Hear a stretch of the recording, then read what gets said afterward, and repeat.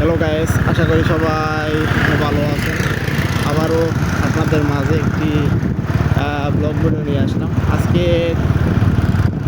Blog ভিডিওটা হলো আমরা লাইব্রেরিতে যাবো, কিছু প্রয়োজনীয় বই কিনতে। তো আমরা লাইব্রেরিতে যাওয়ার আগে আমরা যে রাস্তায় যাবো আর যা যা দেখতে পাবো সেগুলো আপনাদের মাঝে তুলে ধরবো।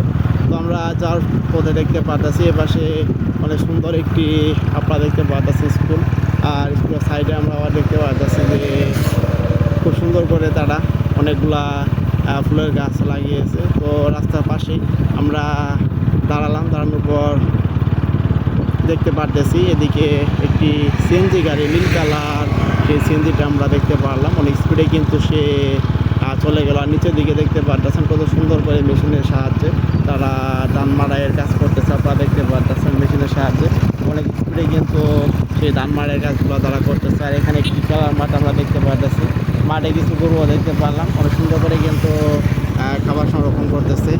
আর এগুলো বলতে বলতে যদি এই বাসটা একটু দেখে আপনাদেরকে, তো আপনারা দেখতে পারতেছেন এখানে রাস্তার পাশেই কত সুন্দর করে একটি গাছের নিচে আবার দেখতে পারতেছে একটি ছোটো ট্রঙ্ক তৈরি করেছে তারা।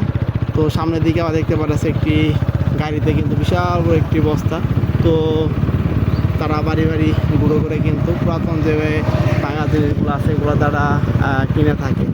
তো সামনের দিকটা যদি একটু আপনাদেরকে দেখানোর চেষ্টা করি, এই পাশটা, তো এই পাশে আপনারা দেখতে পাচ্ছেন অনেক পুরাতন একটি সামনা গাছ আমরা দেখতে পারলাম।